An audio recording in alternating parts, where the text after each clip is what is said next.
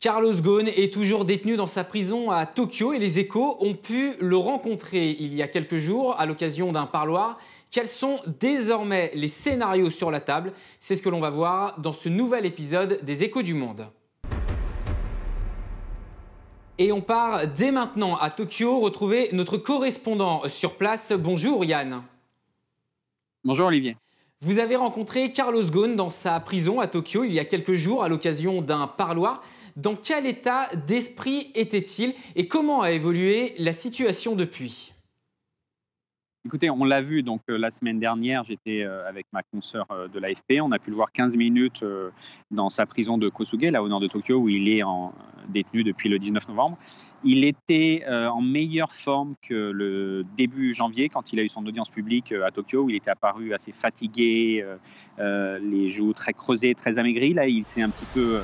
Une source qui le voit régulièrement a dit le mot remplumé. Il a un peu repris du poil de la bête et il était extrêmement combatif. Ce n'est pas quelqu'un du tout d'abattu.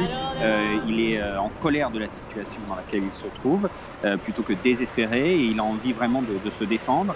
Et c'est sa priorité. Il dit je veux absolument sortir pour pouvoir enfin me défendre.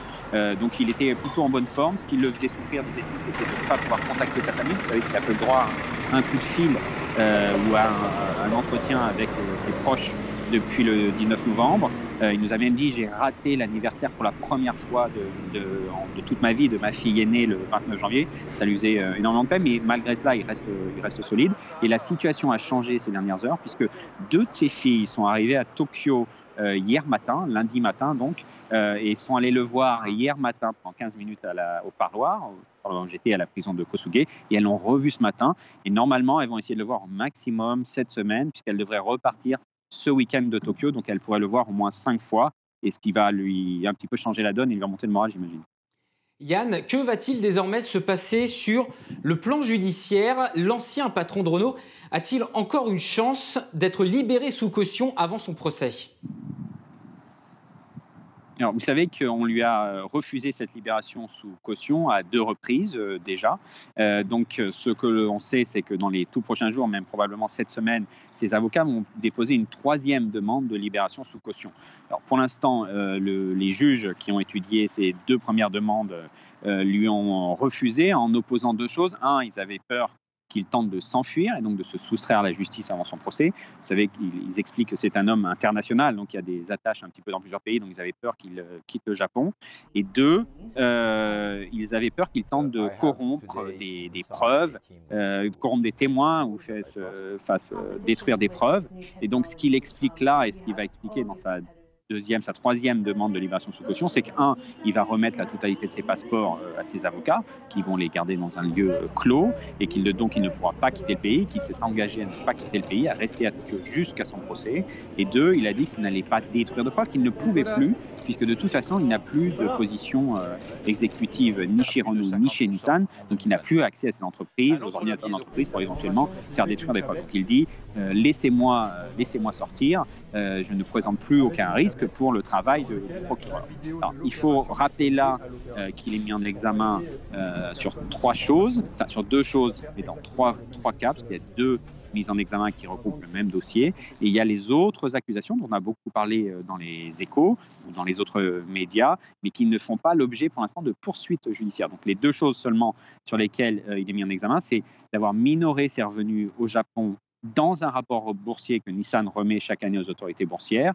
Le procureur dit vous avez déclaré le salaire que vous touchez, mais vous n'avez pas déclaré les revenus que vous aviez prévu de toucher de manière différée à votre sortie du groupe. La 2e chose que lui reproche le procureur, c'est un montage financier un petit peu compliqué qui remonte à octobre 2008. Vous savez que Carlos Ghosn était payé en yens chez Nissan et qu'il avait besoin de dollars pour sa vie, et donc il faisait du swap de devises auprès d'une banque japonaise qui s'appelait la Shinsei Bank. Octobre 2008, c'est la crise financière, le yen monte, le dollar s'écroule, les positions de Carlos Ghosn sont fortement déficitaires, près de 15 millions de dollars de pertes. La banque l'appelle, lui dit écoutez monsieur Ghosn, on va devoir clore ces positions ou vous allez perdre beaucoup trop d'argent, ou alors si vous voulez qu'on les maintienne ouvertes, trouvez-vous un garant, une lettre de crédit, quelqu'un qui se porte garant pour la suite de ces fonds. Il va d'abord il va faire un montage temporaire avec Nissan qui va se porter garant pour lui pendant 2 mois, et ensuite il va faire appel à un milliardaire saoudien, l'un de ses amis, pour qu'il lui fasse la banque de ce milliardaire fasse une lettre de crédit pour rassurer la Shinsei Bank et pour que la position reste ouverte.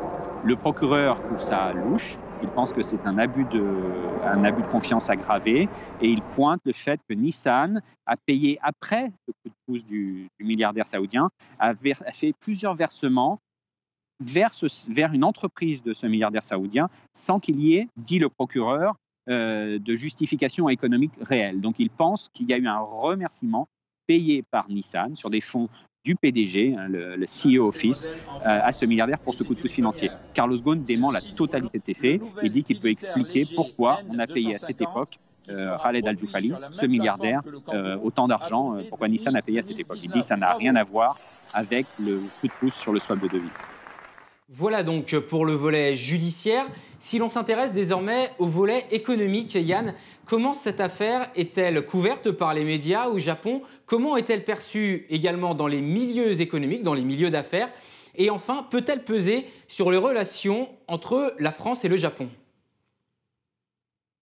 Écoutez, c'est une affaire qui a fait énormément de bruit ici parce que vous savez, Carlos Ghosn jouissait d'une aura très importante au Japon, comme en France. Alors, il avait été très connu, très célébré, surtout au début des années 2000, quand il a vraiment redressé Nissan. À l'époque, il y avait eu les publicités où des entreprises disaient « Oh, je suis tellement heureux, j'ai un patron français ». On peut retrouver ça sur YouTube si vous voulez. Il y avait aussi un manga à la gloire de Carlos Ghosn. Et les choses ont changé, c'est-à-dire qu'il était moins présent ces dernières années. Il n'était plus effectivement PDG, il n'était plus que chairman de Nissan. On le voyait moins au Japon, il était moins présent dans les grandes conférences, mais ça restait quelqu'un d'extrêmement respecté. Donc son arrestation, ça a glacé tout le monde. Mais les médias japonais, alimentés notamment par le procureur, ont été très à charge sur ce qu'il a fait et sur les enquêtes de ces derniers mois, les 3 derniers mois. Et donc pour l'instant, son image a été salie, souillée au Japon. Alors ça reste très suivi, mais voilà, il n'y a pas de... Nous, occidentaux, nous essayons d'expliquer sa situation en prison, pourquoi nous estimons que c'est difficile en rapport avec ce que l'on connaît en Occident. Pour les Japonais, c'est totalement normal. Il n'y a pas vraiment de débat sur le sort de Carlos Ghosn, la sévérité du système japonais. Alors, l'autre dimension, elle est plus globale, c'est-à-dire qu'il y a une inquiétude, c'est vrai, chez plusieurs grands chefs d'entreprise ou d'entreprises qui se disent « mais et s'il m'arrivait la même chose ?» Donc on a eu vent, c'est très dur de citer des noms, mais on a eu vent de cadres haut placés dans des grands groupes occidentaux, notamment américains, qui ont reporté des voyages au Japon parce qu'ils sont un petit peu inquiets. Ils ont voulu voir avec leurs équipes s'il fallait faire attention, s'ils pouvaient eux aussi tomber dans le système judiciaire japonais, si on pouvait leur reprocher quelque chose, même si ce n'était pas eux directement les coupables. Donc ça a jeté un froid dans la communauté d'affaires, c'est sûr. Je n'irai pas jusqu'à dire que ça pose un problème dans les relations franco-japonaises, parce que le gouvernement japonais, il est aussi très, très embarrassé par cette histoire. Vous savez, il est dans une période où il essaye d'attirer des investissements étrangers, de relancer le pays avec ce qu'on appelle les Abenomics. Donc c'est cette stratégie économique conçue par le Premier ministre Shinzo Abe. Et le gouvernement voit bien que ça fait un petit peu du tort à l'image globale, à l'attractivité du Japon, toute cette affaire et la sévérité du système judiciaire. Le fait est que le pouvoir japonais n'a aucune influence possible sur le pouvoir judiciaire. Les procureurs au Japon sont extrêmement indépendants.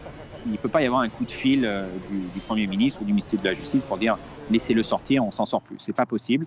Donc le gouvernement japonais est embarrassé, mais ne peut rien faire. Et je crois que le gouvernement français a compris ça. Vous savez, Emmanuel Macron a parlé de ce sujet la semaine dernière avec Shinzo Abe, le Premier ministre, en lui demandant que Carlos Ghosn soit traité de manière décente. Ça n'a pas été très bien pris ici, parce qu'encore une fois, on est sur 2 pouvoirs totalement indépendants, ce qui n'est peut-être pas forcément l'habitude en France. Mais ici, le Premier ministre ne peut strictement rien faire pour ce qui arrive à Carlos Ghosn. Merci Yann pour vos explications. Je rappelle, vous êtes le correspondant de notre journal à Tokyo. Quant à vous, merci de nous avoir regardés. Suivez toute l'actualité sur notre site internet leséchos.fr.